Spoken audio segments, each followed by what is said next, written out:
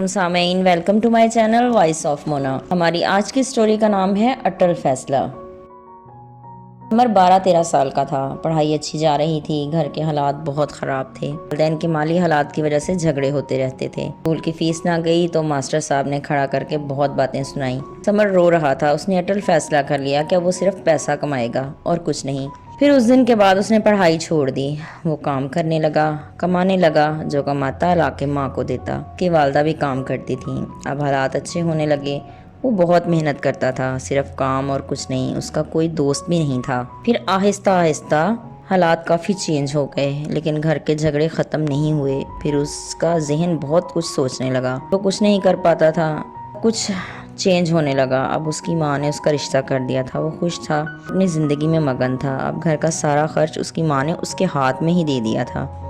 اب وہ خود ہی سب کرتا تھا۔ ساری ذمہ داری اس کے سر پہ تھی۔ وہ اپنے اور گھر کے سارے کام خود کرنے لگا تھا۔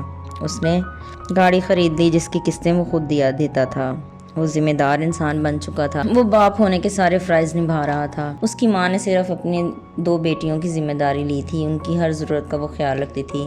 سمر کی منگنی اور اس کی بہن کے رشتے میں بھی سارا خرچ وہ خود ہی کر رہی تھیں۔ وہ اسٹیچنگ کا کام کرتی تھیں۔ وہ سب کر رہی تھیں اور گھر کی ذمہ داری سمر پر تھی۔ وہ ساتھ دیتی تھیں۔ اس کا پتہ نہیں آنے والے حالات کیسے ہوتے۔ سب صحیح چل رہا تھا اور اللہ کے ہاتھ ہے سب کچھ۔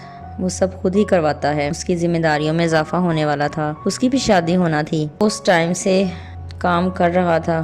اب وہ 20 سال کا ہو گیا ہے، مگر ایک بڑے انسان کی طرح گھر چلا رہا ہے، سب کا خیال رکھتا ہے۔ لیکن اس نے بھی بول دیا ہے کہ اب کب تک؟ دن میرے صبر کا پیمانہ بھی لبریز ہو جائے گا۔ اس کی ماں سوچ رہی تھی، میری تو زندگی کا ایک حصہ گزر گیا اور میرے صبر کا پیمانہ ابھی تک لبریز نہیں ہوا۔ یہ کیسا صبر ہے؟ جیتے رہیے، خوش رہیے۔ ملتے ہیں اگلی کہانی کے ساتھ۔